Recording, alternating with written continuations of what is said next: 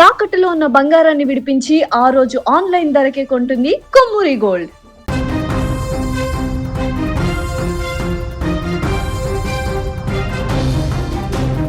భారత వాతావరణ శాఖ తాజా అంచనాల ప్రకారం వాయువ్య బంగాళాఖాతంలో ఏర్పడిన అల్పపీడన ప్రభావంతో దేశంలోని అనేక రాష్ట్రాల్లో వచ్చే కొద్ది రోజులు వర్షాలు కొనసాగనున్నాయి.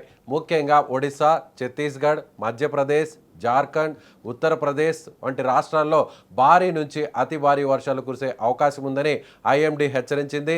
దేశంలోని దాదాపు 25 రాష్ట్రాలకు ఆరెంజ్, ఎల్లో అలర్ట్లు జారీ చేయగా కొన్ని ప్రాంతాల్లో ఉరుములు, మెరుపులతో కూడిన వర్షాలు పడే అవకాశం ఉందని తెలిపింది. తెలంగాణ విషయానికి వస్తే రాష్ట్ర వ్యాప్తంగా భారీ వర్షాల హెచ్చరిక ప్రస్తుతం లేకపోయినా అక్కడక్కడ మోస్తరు జల్లులు, ఉరుములతో కూడిన వర్షాలు నమోదయ్యే అవకాశం ఉందని అధికారులు అంచనా వేస్తున్నారు. హైదరాబాద్తో పాటు ఉత్తర తెలంగాణ జిల్లాల్లో మేఘావృత వాతావరణం కొనసాగబోతోంది.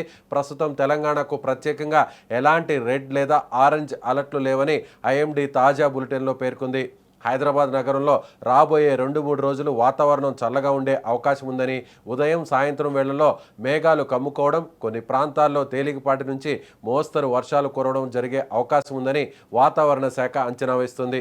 నగరంలో గాలుల వేగం కూడా కొంత పెరిగే అవకాశం ఉండడంతో వాహనదారులు జాగ్రత్తగా ఉండాలని సూచిస్తోంది. ఏపీలో మాత్రం ఉత్తర కోస్తా జిల్లాలు, యానాం పరిసర ప్రాంతాల్లో వర్షాల ప్రభావం కాస్త ఎక్కువగా ఉండే అవకాశం కనిపిస్తోంది.